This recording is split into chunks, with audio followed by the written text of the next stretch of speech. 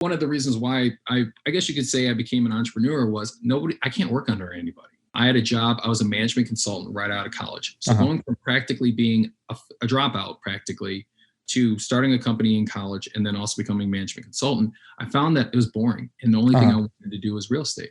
So for the first 6 months, the last 6 months I worked at my management consulting job, I was selling real estate. Yeah. And that was pretty much all I wanted to do.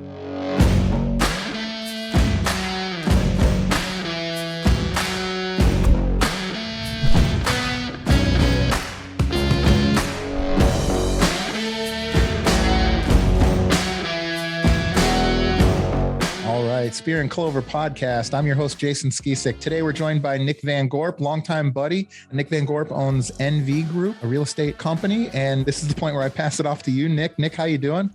Good. How are you, man? I'm doing great, man. The reason I say I'll pass it off to you is because, I always do not a great job of introducing folks. So what is it that you do? Why don't you start off by telling us who you are, where you're coming from and what it is that you do? Yeah. So basically, president at the NV Group, basically your standard real estate sales group. Buy, sell real estate, primarily focused in two different locations for the past practically almost 7 years. We've been downtown Chicago. We become one of the top agents in Chicago, which is a very, very competitive market out of 34,000 agents. And then recently we have made the move because of our investors to Greenville, South Carolina. Greenville, man. Yeah. Greenville, you know what? It was not on my radar 6 years ago. But we have quite a few investors that wanted to primarily focus on a little bit more of that small city markets. Mm-hmm. So I gave it the chance and everything. We came down here, fell in love with it, fell in love with the vibe. So we expanded down here in early of 2021, and we've been hitting the ground running ever since. So yeah, so it's fun. I'm having a blast, dude. That's exciting, man. So I have all sorts of questions that'll stem off of that, but to get me started, what was your path like? Obviously this is a show for entrepreneurs. And so I'm certain that, obviously real estate is one of the biggest categories as far as number of people in entrepreneurship. So what was your story like coming into being an entrepreneur? Did you always know that you wanted to do your own thing? Were you working in corporations? Can you kind of give us a rundown? Where did that come from?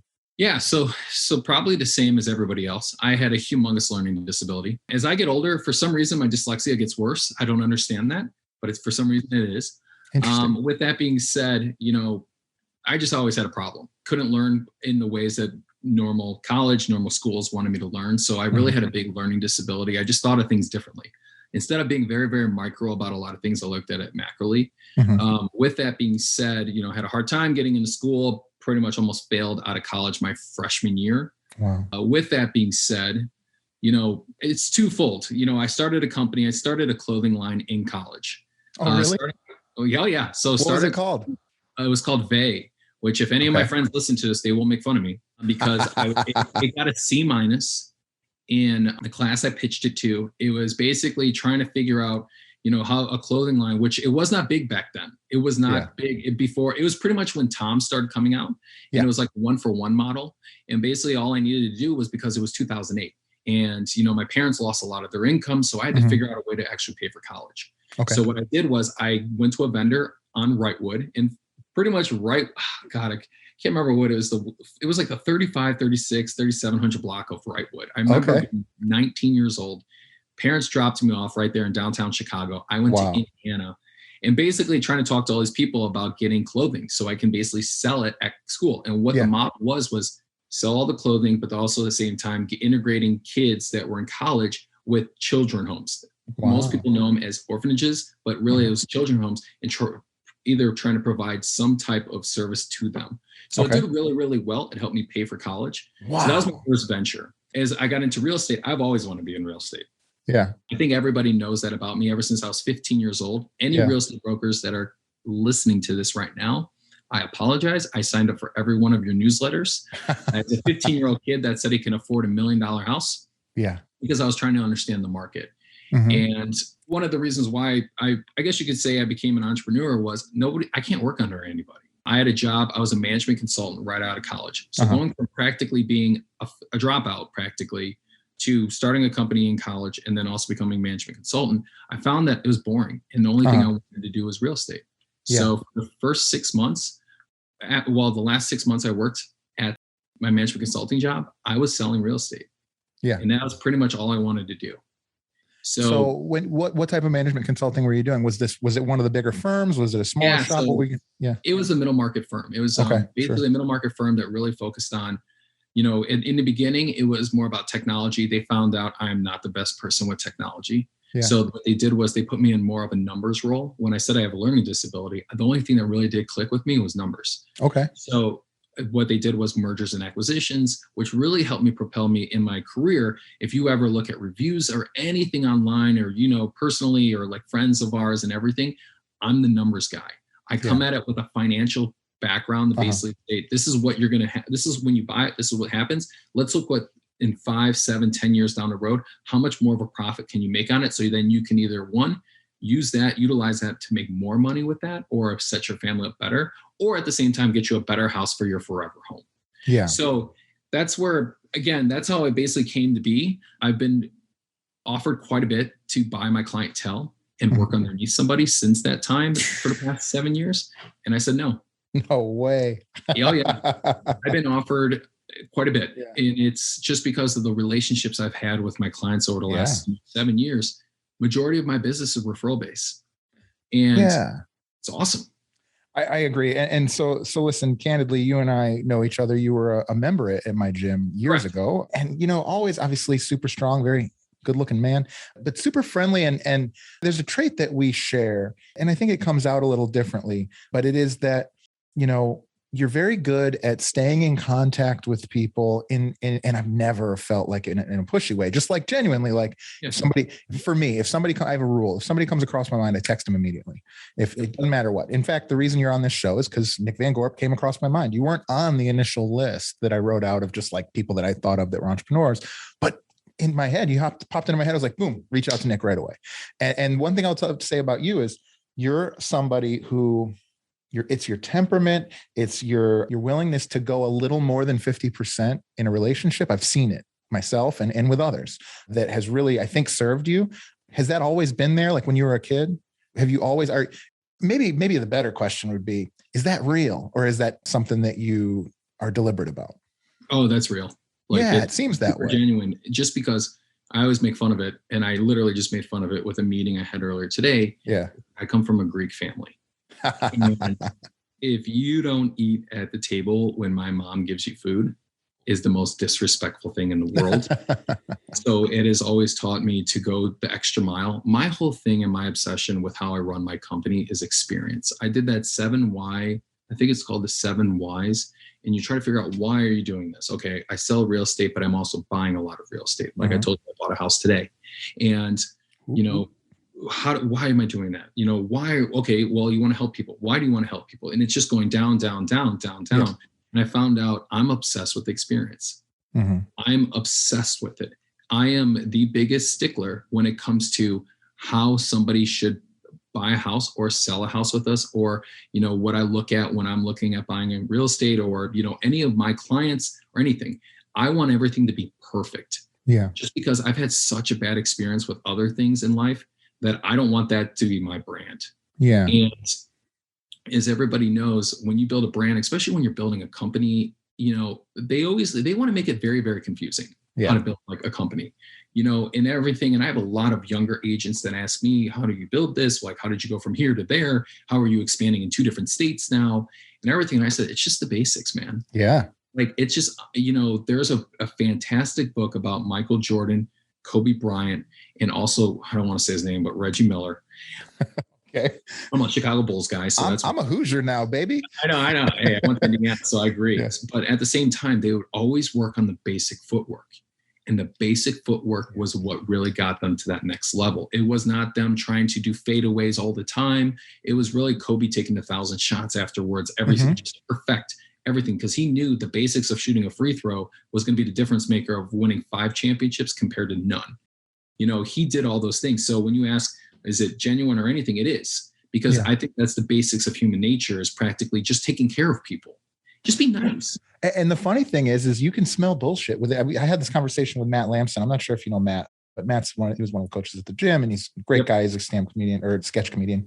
Mel, you can hear bullshit in somebody's voice within 3 words, within 3 sentences at least. And it's one of those things where, like, you want to know how to be successful in a relationship business. Whoever's standing in front of you, be nice to them and listen to what they're saying and have interest in what they're talking about. And then just do that every day. And odds are you're going to end up in a good spot, right? Absolutely. It's funny. The reason I was kind of fishing there a little bit, because one of the reasons why I asked you that is because about me, I don't love sales, but I am sort of natural at the skills that come with sales.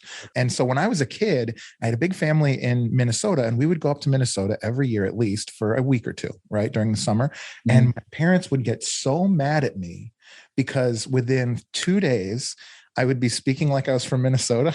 It seemed, I think they thought I was being sarcastic, but in fact, it was really just like, and I would ask them questions like, wow. So yeah, I'm not going to do an impression right now, but I would do like the Minnesota accent within like 2 days. And I would be asking them just in-depth questions about the things that my parents thought that I was mocking them about. Wow, that old lawnmower, what makes that work? And like, oh, how do you tie that lure? And all these things that, like, in their mind, I think they thought that I was being sarcastic or taking them for a ride. And the reality was I was genuinely interested in talking to them. Even in church, talking to the older folks in church, we would go to to do charity stuff and we'd have these conversations. And my mom would like pull me aside and be like, hey, knock it off. And I'd be like, no, I'm really interested in this. Like, there's no way you're interested in that doily. And I'm like, no, who made it? And I think there's something to people that are relationship type people that it's a curiosity, it's an authenticity. And to some extent, like that mirroring. I remember, working with you just briefly, you were, when Donna and I were thinking about buying a home in the city, mm-hmm. You were helping us. And the experience, obviously, it goes without saying, the experience was awesome. It was top notch. Everything was awesome. You were so amazing. But on top of that, as somebody who is big into systemization and automation and building, capital B business behind things like that, you were the only person that I've ever met in that industry that really did that well. You had people working for you. You had, systems and automation, and there was never a crossing of wires with technology. Tell me a little bit about how you have set yourself aside in your brand and your business, set them aside from what is like the most, flooded market in real estate. Yeah. It comes with a lot of mistakes. Sure. I think that's how we developed our entire process. Every step that you saw, then you're like, man, okay, I didn't think about that. It's because I didn't think about that in the past. Yeah. And I said, that's never going to happen again. So I don't know I'm trying to figure out how to answer that question, because that's I can help you a little bit. I'll never forget. There's 2 moments. One of them, though, is important. Is I called you. I was in Austin at a mastermind, and you answered the phone, and you were in a different place at a mastermind. And to me, now, mastermind or professional organization or networking event, I hate that fucking word, but whatever it may be, that to me, how many peers are taking a week or 4 days to fly out and learn from the best people in the industry? I cannot stress enough, and just across industries, those people that invest in learning from the people that are ahead of them. And I know that you do that. So I think that's one thing for sure that you've done. I forgot about that. So I probably fly out to, here's the thing. I look at the industry that I'm in right now, which has a very bad perception. Mm-hmm. And what I do is I try to follow other people in different other industries. So that's why I always reference basketball. I love basketball. Cool. I'm not good at it, but I love basketball. Okay. And what I try to do is I try to get myself on the same level of greatness on what they do. And that's what really went into our slogan, because I heard Kobe Bryant say, you always have to be very detail oriented. Mm-hmm. And one of the details that we really take into account is, the entire process of, let's just say, of buying a home, man. It's so boring, like actually talking about like possibly buying a home or anything, but people don't realize the steps that actually go into it. Right now we have around 21 steps that we make sure that you're well taken care of, because the majority of the thing is, it goes back to that experience. So to answer your questions, yes, I travel quite a bit to meet the best people in the room, because I feel that the best guy ever was a billionaire that I met. He's one of the reasons why another half of the reason why we expanded down to Greenville, South Carolina, because he told me, you know what, I asked him, he was at one of these conferences. I stopped him. I just go, blah, blah, blah, I'll keep his name like hidden from everybody, but blah, blah, blah. What would you do if you were my age when I was 30 years old? And he goes, I'll go to a secondary market. I go, what? He goes, well, everybody was going to Denver. We went to Colorado Springs. Yeah. Well, everybody was going to Austin, Texas. We went to San Antonio. Sure. I go, really? He goes, why? There's always a floodgate of people. When it gets overpriced, they always go somewhere else. And I go, interesting. So I didn't think about that. So that's probably one of the other things, that I always tell people is get yourself in a room. I think I did a podcast. I think it was like 7-8 months ago. And the guy asked me the same thing. He goes, you're known for going around the country and literally finding people. And I go, yeah, shit, did I tell you that? And they're like, yeah. He's like, you told me that when we were buying a house with you. And I like, yeah. Oh shit, I forgot. I try to keep it on the DL, but I guess I'm not. Yeah. But yeah, man, hopefully that answered the question. I'm sorry if it didn't, but.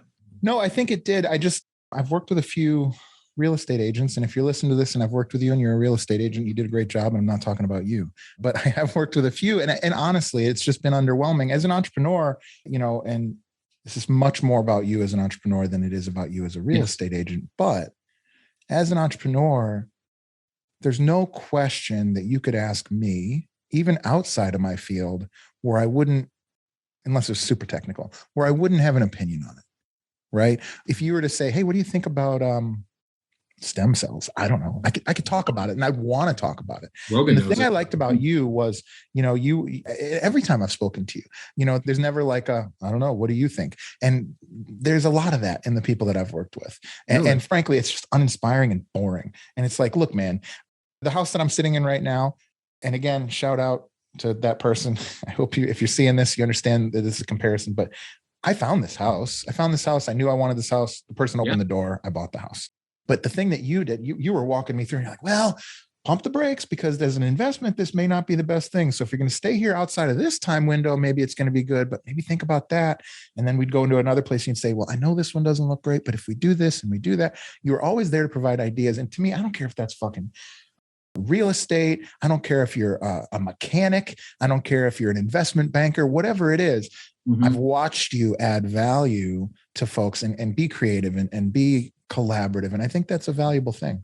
Thank you, man. I appreciate that. But that's a two-edged sword.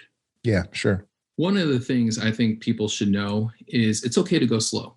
Yeah. I think people need to realize, and this can be in the financial planning business, which I just talked to a guy that literally he said the B word. He said he has over $1 billion. And I was like, oh my God, under management. And he's like 35 years old. Yeah. And, even if it's like starting a gym or if it's starting, all these other items, which again, we're all prone to see, is that people think you can get rich quick, or people think your business can take off and just completely just take off. And everybody's going to want to work with you and everything. I have a news article coming out. I don't know if I'm on the cover or whatever it is, but they're writing a big article, big segment thing on this real producer, real estate magazine for all of Illinois. And they're talking about the kit, like, I think they're calling it like the tortoise or something like that of the kit. I don't know what the hell they're calling it. Yeah. Something. But I always tell people it's okay to have a long time to build that foundation.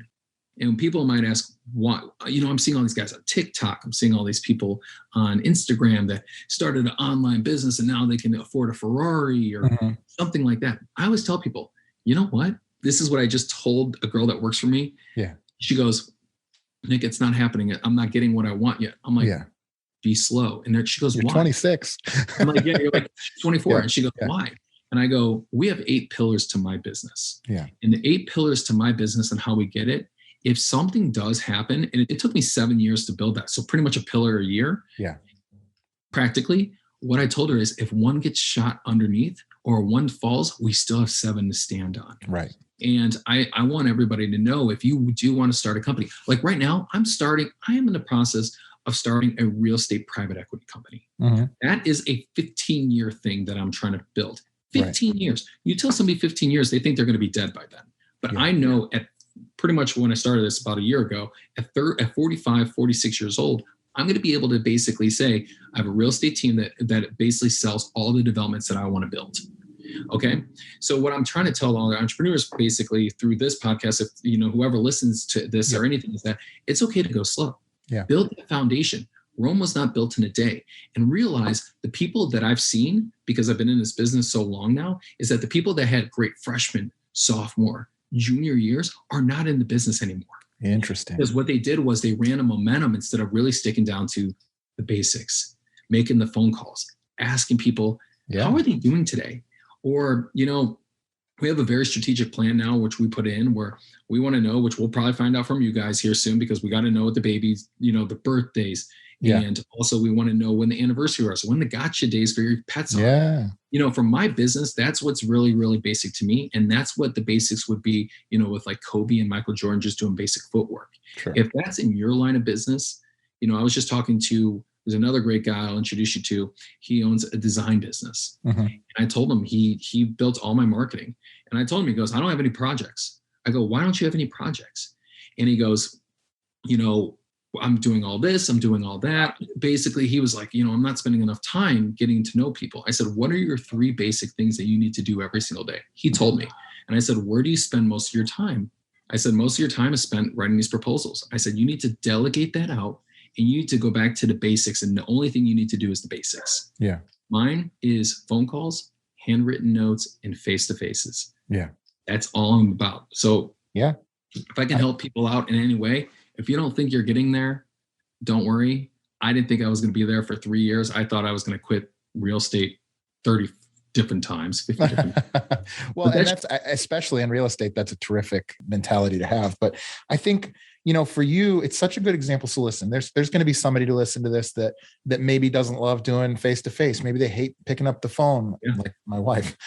Maybe they hate writing handwritten cards. That's not necessarily the thing for you. But what I will say is Nick Van Gorp is good at those 3 things. And you had the intelligence and the insight to choose a path and to build a business that is centered around those things that you are really gifted at, right? As well as the numbers stuff, right?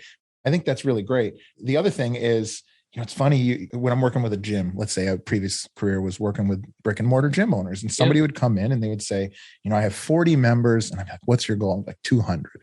And it's like, okay, do you think you can sign up 1 member a week?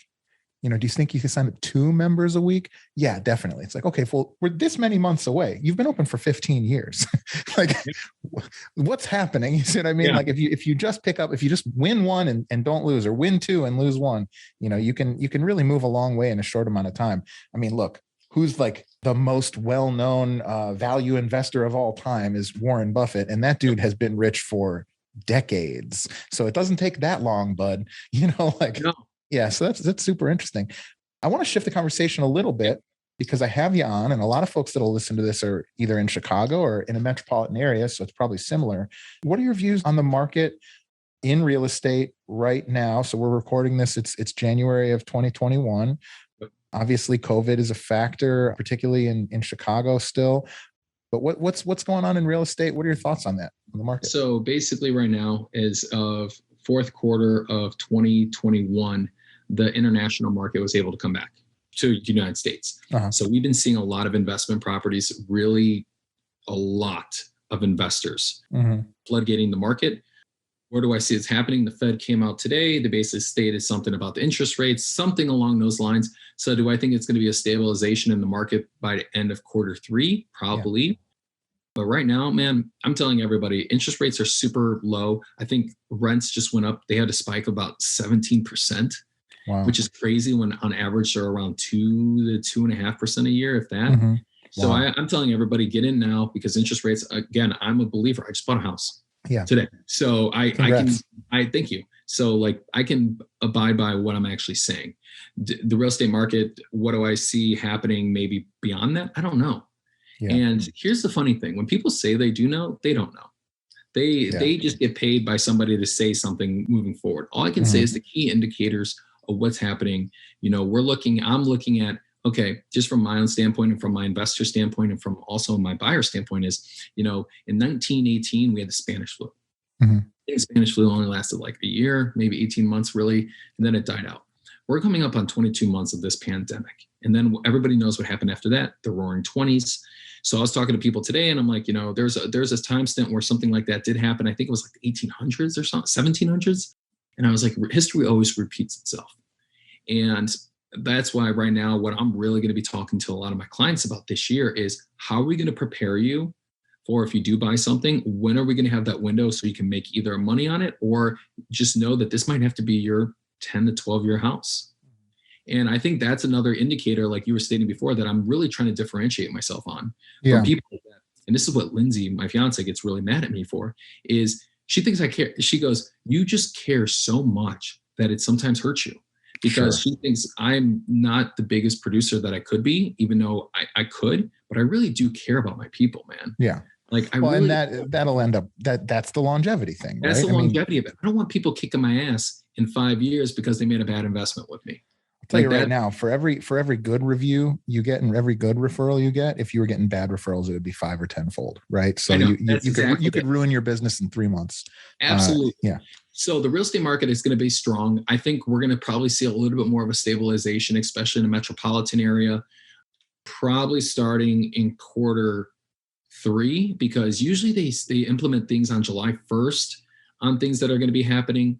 So I think that's going to, unless something just crazy happens, I don't know what's going to happen, but if something does, for the Indiana market, like primarily, right outside there, I think we're going to see, I don't think that's going to slow down at all. The Indiana market. All of my neighbors have Chicago license plates, buddy. They all have Chicago license or plates. Illinois. We're sending a lot of people from Illinois there, where we are in Greenville, South Carolina. That's where I am today. Mm-hmm. We're seeing a floodgate of clients that from our Chicago database that are saying, hey, Nick, next time you're there, would you like to tell me, blah, blah, blah, and if we'd like to come down, just because that's where we are. Another thing too, the violence in Chicago is really scaring people. We need to do something on that. And then also same time, the taxes are really scaring people as well. So, and I just don't, we don't know where it's going. That's and this, go ahead. That's the thing that scares everybody. We don't know. It's uncertainty is worse than bad news. Yeah. And every single thing you do is worse than knowing what's going to happen and just being prepared for it. Yeah, 100%. And that happens. You see that all the time. If Pfizer comes out with a settlement, it's actually, the stock typically goes up after the settlement, even if it's negative, because they've been anticipating. So a couple of things. That was all really excellent. First thing is, and this isn't a political show, but these cities, there's division politically, which means that, are you really alienating 50%, whoever it might be, whether it's Dallas, Texas or Chicago, Illinois, I don't care. Are you really potentially alienating? It's I think more difficult for blue to live in red and red to live in blue, especially as far as migrating. So I think that's got to be a factor. I hope that is not a factor for long. Yeah. I have half of my business is in a blue state. Yep. Half of my business is in a red state. Yeah. And it will blow your mind. Yeah. People are moving to the South. Yeah. You understand it. Well, and again, feel however you do, but it seems like it's from a real estate perspective stinks. A couple of points. So I have had this question and nobody has answered it for me in a way that I have been satisfied by yet. My sister lives in Denver. And she has been looking for she's been looking for a nice house. It'll be first house that she's buying herself. And she's consistently getting outbid by 100, 200. She got outbid by $200,000 on a house, and these are, pretty attainable houses. These aren't $1 million, $2 million houses. These are attainable houses. And I guess the question I would have for you is, we get it. Denver's hot. We get it. Denver's going to be expensive. Why price the house where they do? Always. Why price the house where they do, knowing that they're not going to accept an offer that unless it's high 5, early 6 figures up above the ask? Oh man. So one, they want to impress their clients. Okay. They want to impress their clients on that. 2, they might be brand new into the business and don't know what they're doing. No, but that's bullshit. And not to call you out, but it's everywhere. She'll send me 3 houses. And she'll say, I'm putting offers on these 3 houses. They just went on the market today. She'll put in offers and all 3 houses will be like, she'll be outbid on. And she's going in. People, I've spoken to people going in above and they're still missing out on it. Dude, I don't understand the economics of that. What? We missed out on 6 houses. Wow. I mean, me, I missed out on, I think 4. Yeah. So we missed out. I mean, as a number guy's perspective, there's a lot of people that are waiving the appraisal. A lot of these people have a lot of cash. Yeah. They have a lot of cash that they made. I have clients that made a crap ton of money in Bitcoin. Yeah. I don't even understand it to this day. I still don't understand it. And they have that extra cash where, when you send that offer in, if you do an appraisal, but you basically put in the contract that you're going to, pay the difference between contract price and where the appraisal is, people will come in and that's it. And they'll showcase when they show proof of funds that, hey, we have the money. So if it does go like this, we have an extra $100,000 we can put down on the house. Wow. Now, for what I tell my clients and just to, tell your sister on this is that just be patient. Just be patient. Don't overpay. And she has been, but it's been like 2 years. Oh my God. Well, LA, from LA to Denver, my boys out there, I have a fantastic group. Shout out to Live Distinct. Live Distinct boys out there. They are just telling me like, dude, it is literally the craziest thing we've ever seen. Yeah. It's ever since the pandemic, it's just been a mass exodus from LA, a mass exodus from other states on the West Coast, that they are just like, people just call me, be like, hey, find this, boom, boom, boom. Here's our price, boom, get it done. Take it. And to that point, if you're coming from LA, the prices in Denver are a lot more palatable. You mentioned something earlier, and I think this is probably really appropriate here. The billionaire said to buy in a secondary market. I think that's brilliant. Like if you're looking for something that's like Denver, buy here, right? Like maybe that's, I don't know, Salt Lake City or something, but maybe that'd be like Fort Collins. Sure. And I don't even know, but yeah. So like stuff like that, like in here in Greenville, like where we are. And then like in Chicago, there's obviously no secondary city. It's just literally that or Indiana. But like majority of people go to Charleston. Mm-hmm. And from Charleston, the only other floodgate of a city that you would really go to is Greenville. Yeah. So there's a lot of our investor, like we have a big investor buying with us here in Greenville that's from Charleston, because they go, we got priced out on everything. And it's just a big private equities going up there, some big names that everybody knows that's building over there. So that's why. So to answer your question, I mean, there's sometimes I will tell you that, and I think this is another reason why people I will tell, can I cuss on the show? Oh yeah.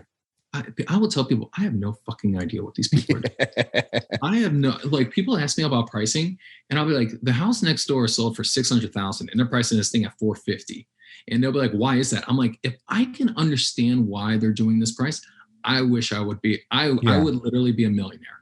Yeah. Like with tenfold. So I just tell people sometimes really there's no real, it's a bad thing to say. There's no harmony to how things get done with some of the pricing. It does not make any sense. Appraisers are having issues. Appraisers are like, well, you got 19 offers on it. There's nothing that really appraises this out, but 19 people with money in their pockets are saying it's worth this much. So it must be worth this much. Yeah. And to your point, I had Joe Mackey on the other day. Joe Mackey works with people who ring the bell, people who've sold their businesses, made a successful exit and are, have cash and they're either semi-retired or whatever the case may be. Shout out to Joe. It was an awesome conversation. Check that out. But he was like, yeah, my business exploded in the last 2 years because you have people making exits maybe a few years before they would. You have people getting crazy valuations because there's the businesses that are doing well are, outperforming the people that have failed. There's all sorts of reasons. And then of course we have historically low interest rates, which factors in as well, right? Yeah, that's interesting. I think especially with this great resignation, there is a kind of these things coming to a nexus where it's like all those things I just mentioned. But on top of that, most of us, not all of us, if you're working at, Goldman Sachs, I'm sure they still want you to show up every day in a nice suit and tie. But for a lot of folks, you can work from anywhere. Well, if I can work from anywhere, does New York make sense? No. Maybe 2 years ago, Denver made sense, tier 2, but maybe now it's Greenville. Maybe now it's tier 3. Maybe it's like, hey, look, I can get a great cup of coffee. There's a float tank. There's a CrossFit gym. There's a spin studio. And I live in, Memphis or whatever. And so maybe there is just this thing where it's kind of I'm not sure if the word diaspora is the right word, but where it's like just an expansion out, very much like, what the country has seen for different reasons in the past. Absolutely. And I think, the big thing that I think we're going to see is which I'm trying to figure out is what's going to happen to skyscrapers. Everybody's trying to figure that out. There's whole funds that are set up to figure that out. I know that's what I'm trying to really figure out right now, because what we're seeing is a lot of our clients from Chicago all work from home. Yep. They all work from home. They all do whatever. And what we're seeing in Greenville is people, these flex spaces that are really, really cool. Like really like just taking Woodside Mills places and just making it just amazing. And it really shines in on what's going to happen to the commercial real estate market, which I don't know much about. I mean, I wish I could because I want to buy a lot of it, but I don't. But you are seeing a mass exodus. I think people are really starting to realize their lifestyles are more important. I mean, you guys living in Indiana, where the dunes are, where I'm from. In Chicago, the only thing you do is run on the path. And now what you guys can do, you can go hike in the forest. You can basically go on the lake when it's not freezing. Like you can do a lot more items of things that you can do at a fraction of the cost. Yeah. So I think with that being said, especially with not being political, but with inflation going up, I think it's going to hit 8% possibly, which is almost hitting the highest. I think the highest was in I heard 1979. more. I heard Oh, more. is it more now? Okay. Well, I mean, I don't know, but I've heard more. Yeah. Yeah. But like something like that, I mean, that's going to draw people away, man. I can't grab a steak now for under like $27. Yeah. At a butcher market, which I used to get for maybe 9 or 10. Like, it's just like, what the fuck? So, well, and the crazy thing is it's not universal, right? There's probably going to be a growing divide in the middle class from upper and lower class, absolutely. Right? Today's show is brought to you by HighLevel CRM. HighLevel is an all-in-one platform designed to help entrepreneurs grow their businesses without the need for multiple softwares or an IT team. Not only does their easy-to-use software allow you to track and manage your leads throughout each phase of the relationship, but it also allows you to build funnels, track stats, and more. Guys, I sat down and added up the cost of software I was able to replace with just one app, and it was over $1,000 per month. Because this is an all-in-one application, I also save a ton of headaches connecting apps and building automations, and the team at Go HighLevel does a great job of getting you started quickly and easily when you sign on. I cannot more highly recommend these guys. Right now, Spear and Clover listeners get a free 14-day trial of HighLevel CRM for themselves. Click the link in our show notes to support the show and get started on your free 14-day trial today. Today's show is brought to you by Scaling with Media. I mean, literally, like if it weren't for the folks at Scaling with Media, you would not be getting this. Scaling with Media is a truly revolutionary company for any entrepreneur who wants to reach a larger audience without taking on the years of experience necessary to master the required skills. These guys do it all. From helping you develop your creative plan to editing, sourcing content, copywriting, ads management, and way more. Whether you're looking to launch a YouTube channel or podcast, or you just want to scale your business out to more eyeballs, these guys are the absolute best one-stop shop. But that's not all. Right now, Spear and Clover listeners who sign up for their brand launch package will receive a free professional grade studio kit that I'm actually recording right now on.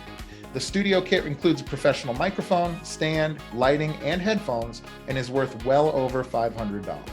Take action now by going to scalingwithmedia.com/spear and claim your free studio kit.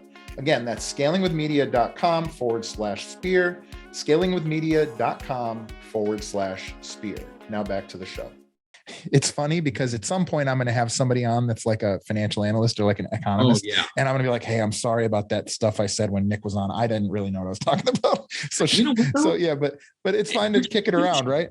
Because yeah, my thinking on the high rise thing, while you were talking, I was trying to think of where I saw it, but I just saw a thing on it, whether it's a podcast or maybe it was an article I read, but there's whole think tanks right now that are thinking about that. And I think, unfortunately, what's going to happen is that the people that are currently in those, they're either going to have to find a way to restructure their deals, or they're going to have to go under and have them taken over, because the economics and the pros and cons list on those things just don't matter. They don't add up the way they used to, right? There's less of an incentive to need to live there, and the cost structure is all the same as it was.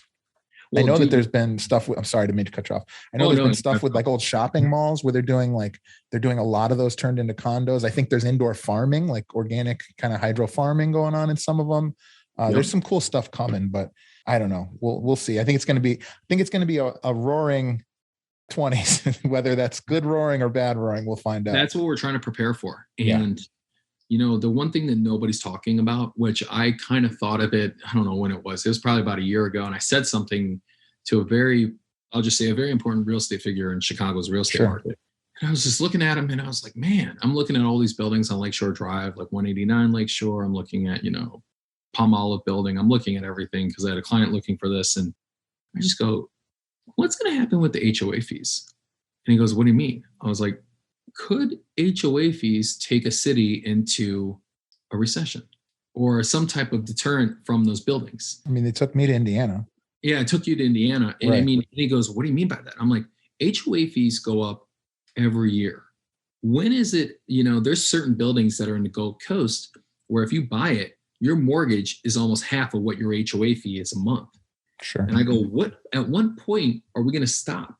Skyscrapers are only 70, 80 years old, maybe total. The old ones, right? Yeah. 40, 50s, maybe 60s. So that's another thing that I would love to talk to an economist about is basically what's going to happen with those? Like what's going to happen when the HOA fees in one building are all averaging, $5,000 a month?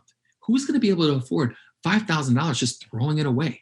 The real question is, what if it's, so when you talk about that, I think that's probably also forecasting inflation, right? Like the cost of maintaining those buildings goes up. So you have inflation that's going up. Let's say you get into a point of, I don't know about hyperinflation, but even double-digit inflation, you don't want to have cash. And so having a house at a fixed rate with these low interest rates to buy a house, having a house at 3%, and you're at 10% inflation, I'm making 7% on the house before any appreciation, just on inflation. Yep. Right. Because I'm holding a real asset as opposed to cash. So again, future economist, I might be botching all of this. Yeah, we don't know. I'm a little dusty, honestly, people keep changing my mind. Now it's my mission to get an economist on here and straighten me out. I'll invite you back on, or at least send you the recording. Oh my God. Yeah. I got one for you.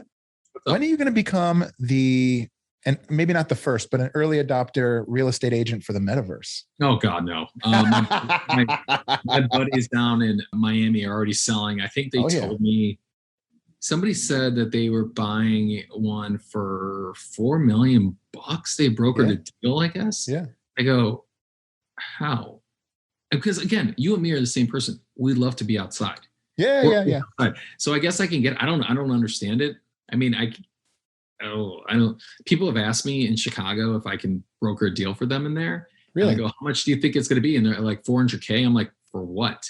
And they're like, this little space. I go, and I asked my brokerage, I was like, can we do this? They're like, what is this? And I was just like, I don't know. So I don't know. I mean, it's inevitable. It's probably going to happen. I think in like 15 to 20 years, I think that's going to be, a second set. And it probably will help to be an early adopter. But, dude, I'm still old school, man. I still want to touch it. I still want to walk on it. I still want to be able to like put my hands on it. Like I don't know. I'm still an early, I'm old school. So you're not a fake estate agent is what you're saying. Yes, I'm not one of those at all. And a lot of my clients have asked me, a lot of my clients have Bitcoin and they have Ethereum. They have, I said, a guy literally like, just tell me how much he had. And I was like, holy shit. I didn't even, and he was an early adopter. Yep. But I'm still old school, dude. I think, what? There's going to be these come and goes. I think there's going to be a lot of things coming in. People are going to say things are going to stay. But at the same time, it's just do the basics. That's it. I just try to master the basics. And to that point, I don't want this to be dug up as a clip. Like you see those ones where like this internet thing, who's going to get electronic mail?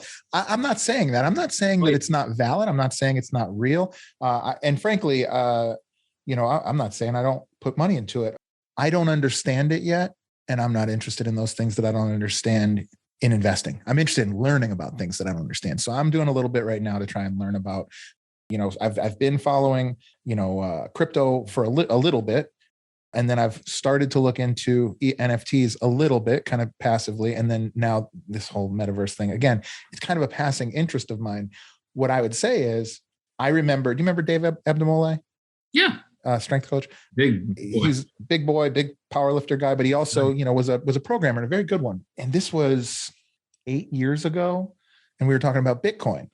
And I'll never forget, I'm kind of mad at him. Dave, if you ever hear this, I got a bone to pick, because he was telling me about Bitcoin and he explained the blockchain a little bit and he explained how it worked and how it was, non-fungible. Well, I guess it's kind of fungible, but it was backed by proof of work, right? You have to mine Bitcoin in order for it to exist. So it's actually a storage of work and storage of wealth, right? And so I was like, cool, well, let's do it. Let's mine Bitcoin. I was thinking like, let's do it. And he's like, oh, it's past the point now where the cost of electricity, you won't make any money on mining the Bitcoin. And in hindsight, I'm like, motherfucker, if I would have just done it, you could have got a Bitcoin mining rig back then for like $5,000 or whatever it would have been. And you'd be hundred millionaire, like hundreds of millions of dollars at this point. If not a billion, if not. But then again, I remember my dad telling me that he missed out on Microsoft or whatever in the 90s. So it's like, there are these things that are going to happen. You can't, cry in your soup too much about it. And that's the thing. Here's the thing you need to look out for that too, though, is the most people that try to sell you that type of stuff is usually the shadiest people. No, for sure. Like there are some shady people that are trying to really sell me on the Bitcoin aspect. And I'm just like, no, like I don't understand it right now. That's it. And if I get involved with it, great. The whole GameStop thing that happened last year and, that all happened and people were like, get on board with it. I'm like, I don't want to waste my money on that just to get burned. So the NFT stuff really interests me as well, because I feel like you have to have like, it has to be like a deep thinking on how to actually make money on it. Because, but then again, that's another trigger where is a bubble about to pop when people are literally paying $60 million just to have a sentence that Elon Musk had or whatever it is. That might not be him, but like something like that. Sure. I mean, the answer is yes. The answer is that there is certainly a percentage of whatever's happening in any of these things we're talking about that is speculative. That's, the greater fool, that I don't know if you know, but there's in finance, there's this greater fool theory, which is if you're buying stocks, just praying that the next person to buy it from you is a greater fool than you. It's like, I just hope it keeps going up. But I will say though, that my understanding is with NFTs and with Bitcoin, the blockchain, that type of stuff is founded in something that doesn't seem like it's going away. And so I'm sure there are ways to, you talk about, look, man, I'm not trying to open up a fucking CBD shop either. Right. I'm not, it's always those, but it does. Right. And so I guess to me, it would be like, okay, for sure, not talking with that guy, but Gary Vee's doing pretty well. The Winklevosses are crushing it. So, maybe for me, at least, I'm planning on putting a little more time and effort into thinking about it, because I still think you can get a pretty good opportunity out there if you know what you're doing. And I just don't know what you're doing yet. Yeah. And that's for somebody else. That's what I always say. Yeah. Somebody else, like I'm just real estate, dude. That's it. Yeah. That's all I want. I just want real estate. I don't want anything else. I've talked to my financial planner. He goes, when are we going to start busting up a little bit more? And I'm like, I want real estate. That's it. And I think that's smart. Listen, I think I've said this before. My best friend Garnett is a real estate guy. And I think it's maybe the best industry, period, full stop. Right. But it's not something that I've ever been passionate about. And I just know better than to chase anything that I'm not super passionate about. So I agree. Cool, man. So, as we start to wind down a little bit, I have a few more things I want to cover with you, but number one would be, what do you think, what lessons have you picked up over the years? And we've covered some probably already in this conversation that you think would kind of travel into other industries. So if I'm a young entrepreneur, I'm somebody that's coming out of school or just, thinking about, becoming an entrepreneur. So not necessarily real estate, but as a business owner, as a visionary, what's some advice you would give to somebody that kind of crosses industries? So the number one thing that as I look at a book from Dale Carnegie right now, I love that book, though, How to Win People and Influence Friends. I just read that the other day again. Yeah. So one of the things I've always told people that really sets you apart, especially if you want to, don't just start a business just to start a business. Like if you need to have a need for somebody to do something. Like I saw the need where I wasn't going to be employed by anybody. I pretty much will get fired anywhere I work. Yep. And you feel the same way. And then also at the same time too, you can see that people are you could do it better than them, and you already have a plan that you know to do. But the number one thing I always tell people, especially to young people, that if it's real estate or if it's financial advising, or if it's just like basically going out there and just trying to build a product or something, is know more than anybody else. Yeah. And what I mean by that is people can look at you. I had a problem. I literally said I had a problem with selling real estate until I hit 30 years old, because when I hit 30, people are like, oh, you're not in your 20s. You must be this. But I still had private equity, like people, like funds, like buying with me because all the information I knew.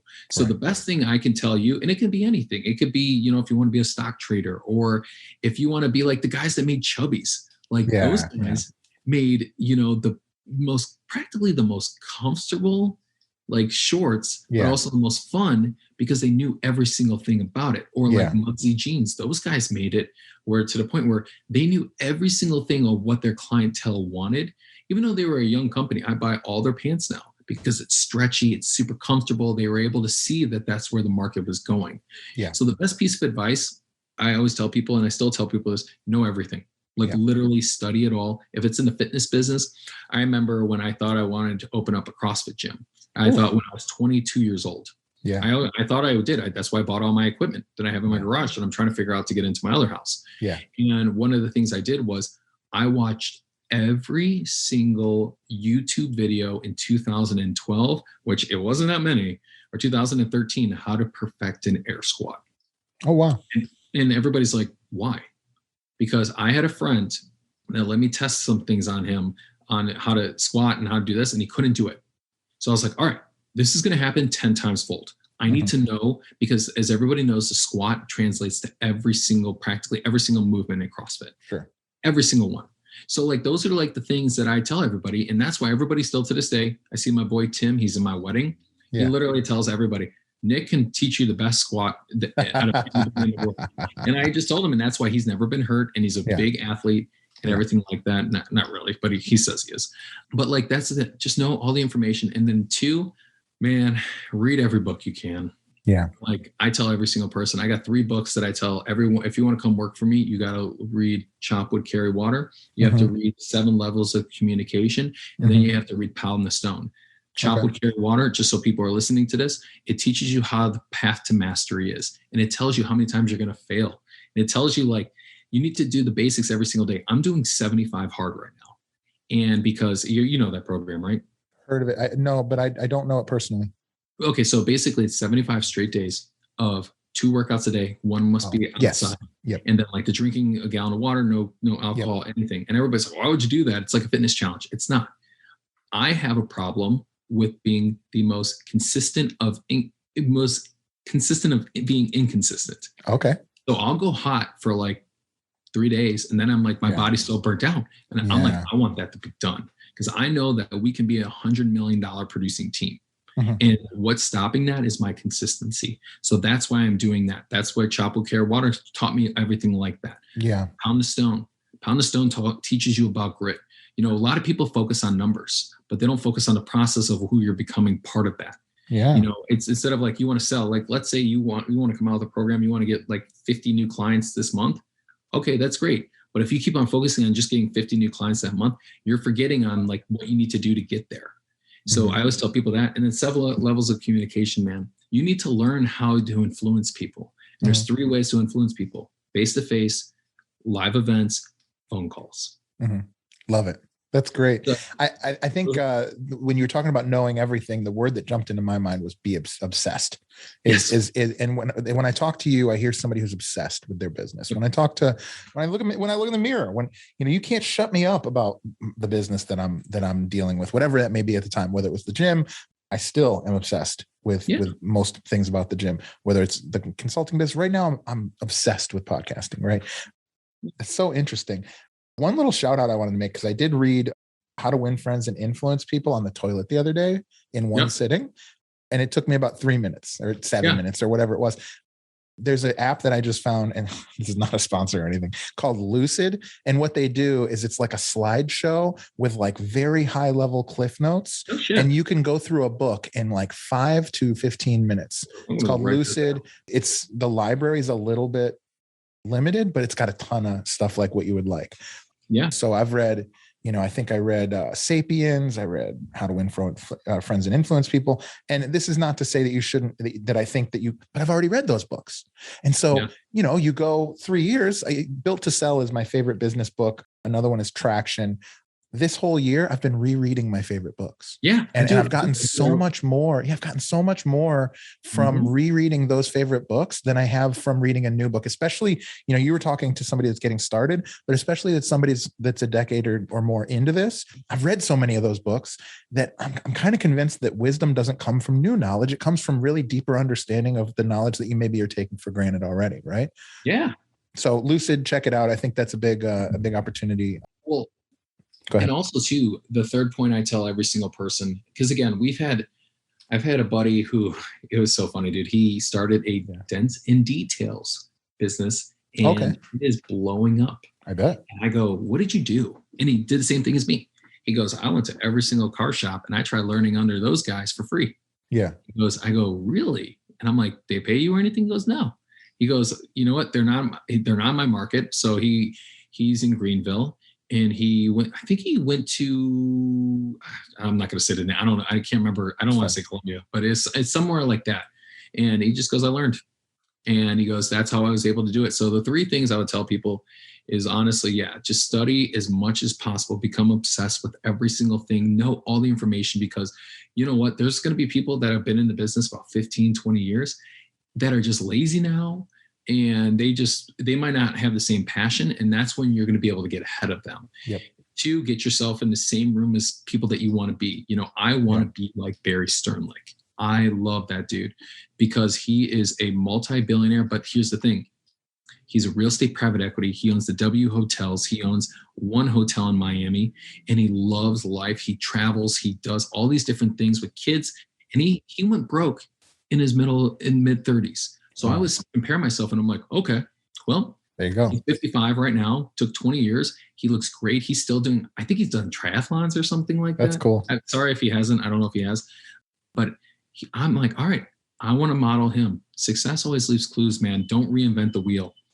Yeah. Obviously, if you have a product that might be able to, but if you have a service or anything, just follow somebody else and just do it better. And I love it. Read as many books as possible. I love it, man. So I have two questions that I ask everybody. Yeah. The first is, if you had access to unlimited, yours might be an easy answer. If you had access to unlimited cash capital, what would you do to profitably grow your current business? Ooh, honestly, if I had unlimited cash, if it wasn't for the private equity side, I would buy everything. Mm-hmm. But for my current real estate business, what I would do is hire more people. Okay. And I still pay my people well, but I hire more people. And I would buff up my gift game like you've never seen before. And that's really about it. It's super simple because I can see, and also marketing and getting out there, more exposure, doing all those different things. But again, I'm basics, bro. I'm a very basic type of dude. So I would say those two things right there. If it was the private equity side, which I'm really trying to do, I would literally give somebody a salary for 5 years and be like, take me under your wing and teach me everything. Yeah. I don't have any ego. I'm literally like, just teach me how to be a principal. Teach me what investors are looking for. Teach me all these different things. And that's coming from somebody that runs one of the top, one of the top agents in Chicago. And I'm still telling where everybody knows it's a very ego-driven city. So that's what I would probably do with my money right now. I love it. I'm just looking up a name real quick for you. Or just retire. I should retire. Yeah, that doesn't count. So second question is, if you had to start a new business tomorrow and it could not be one of the businesses that you've had before, what would it be? Health and fitness. Oh, great. Health and fitness. For sure. I would try. I honestly, so I pitched an idea. That was and everybody would be like, oh my God, this is like whatever. Like everybody says this, but I did pitch an idea to venture capitalists in college. That is very similar to Whoop. Okay. Which was in 2012. I pitched an idea basically to help improve the physical therapy market. I was trying to develop a technology where it's going to have video game technology also in line with basically what we had back. I think we had back then was like a Fitbit or something like that. I think that's what we had. Yeah. And basically it was going to align to do perfect motion. They said it was a brilliant idea. They didn't believe I could build it. And to be honest, were they right or wrong? Honestly, at that time, they were right, but now you can't tell me anything else. Right. If I wanted to do that right now, I guarantee I can find the resources to figure it out. It might take 5, 6 years, 7 years to build, but I would do it. If you want to, I know somebody that could help you. I know somebody that can do that. I know somebody with a really good R&D department. Well, I would look, honestly, people have asked me if I want to go back into it, and I have a full plan on the whole product structure, everything. Like they gave me 6 months to pitch, and they said, do something, some kid that won the competition was like some like type of flexible, like clothing. Cool. And I was just like, the guy goes, this technology he was from Silicon Valley. He came to Indiana, and he goes, I believe you can do this. No, he goes, I believe this technology will literally change the world, but I don't believe you can do it. And I just go, why? And he goes, I don't think you're capable of building it, and you're too young. And I just go, yeah.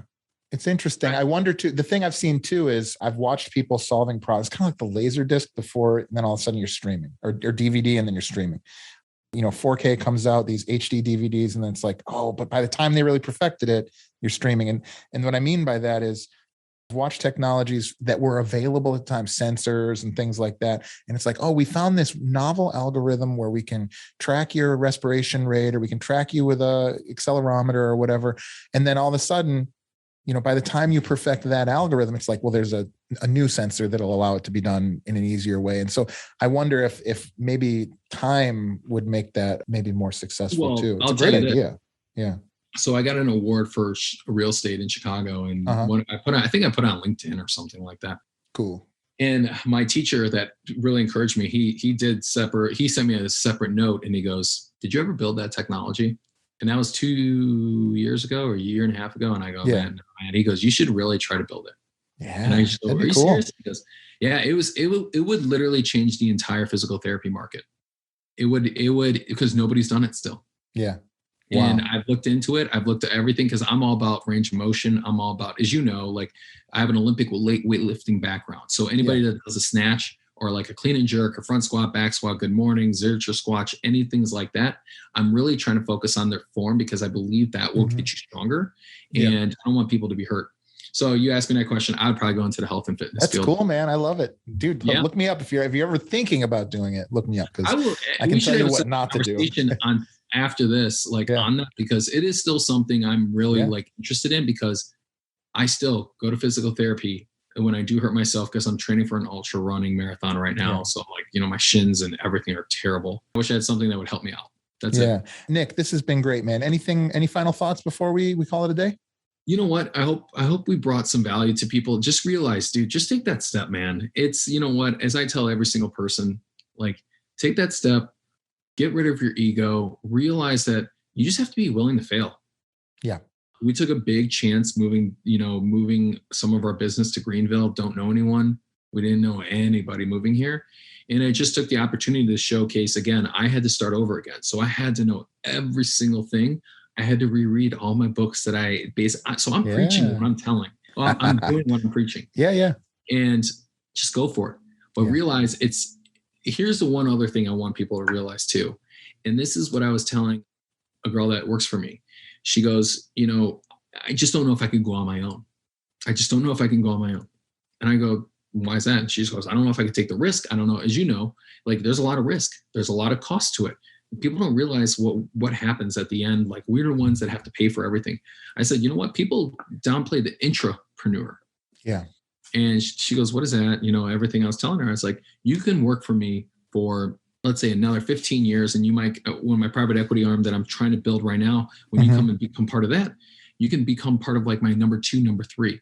She goes, really? And I said, my number 2 and number 3, you might make more and be more satisfied and be a more role that really fits you than another entrepreneur that might be in our industry. Yeah. And I think a lot of people, it's awesome, but realize too that not everybody might not be cut out for it, and just realize that's okay. Yeah. And I think, I do think you hear things like that's okay, but I think deep down people do believe that it's not, and it's not true. I think that there are temperaments and skill sets and core value types that will be better as entrepreneurs. I think there are those same things that will be better as a part of a dynamic team, right? Or partnerships, or, you know, I know great entrepreneurs that can't imagine having a partner. They need executive authority at all times. And I know others that wouldn't do it unless they had a great partner. And then I know other people that would, what's that? Isn't that crazy? It is crazy. And it's because we're all different, man. And I think, you know thyself, baby, and to thine own self be true. So, you know, the better you know yourself, the better, you know, as I listen to you talk, like there's harmony. You even said that word, harmony. There's harmony in the things that you have pursued and continue to pursue. And even I've seen you winnow into even deeper and deeper towards the things that you are really good at and you are really skilled at. And in the same industry, there's somebody who's maybe just as successful as you, who does it in a totally different way, who maybe doesn't write handwritten cards or do the things that we talked about here today. So again, Nick, thank you so much for your time. I'd love to have you back on. We're going to start to do conversations with returning guests, maybe multiple returning guests at the same time, where we're going to discuss topics. And I think you, with your breadth of knowledge and your experience and certainly your glowing personality, I'd love to have you back on anytime. Yeah, dude. If anybody wants to follow, Nick Van Gorp is my handle on Instagram. I'm pretty active on there. So it's Nick, V as in Victor, ANGORP as in Peter. My marketing team is taking over my TikTok because my buddy let his team take it over. And now they have 3.4 million followers. Wow. And so it's just Nick.VanGorp. Somebody took it already. So I don't know who the hell that person is. But yeah, man. Yeah, it's me. We're going to talk about it after the show. I'm just kidding. I'm like, I don't understand TikTok still to this day. But no, thank you for having me. I'm hoping somebody's found value. If I can tell everybody, like I said, Rome was not built in a day. So it might take time for you to build your business and build your company, but realize if it does do that, yes, if you do have a little bit of a shortfall, like everybody's going to go through a hard time, just realize that if it took you a long time to build it, it'll probably take a long time to destroy it. Undeniable. Yeah, that's great. That's brilliant. What I tell a lot of people. So don't get discouraged. And that's it. All right, brother. Thank you guys so much for watching or listening to the show. If you enjoyed the show, please don't forget to show us some love by liking, rating, and subscribing so we can keep making more and better content. If you'd like to support the show and get a great additional content like exclusive shows and even live group masterminds, please head over to patreon.com/Spear and Clover to become a member of the tribe. If you're interested in learning more about how we help entrepreneurs, visit spearandclover.com or message us on any of our platforms. Thanks again, and we'll see you soon.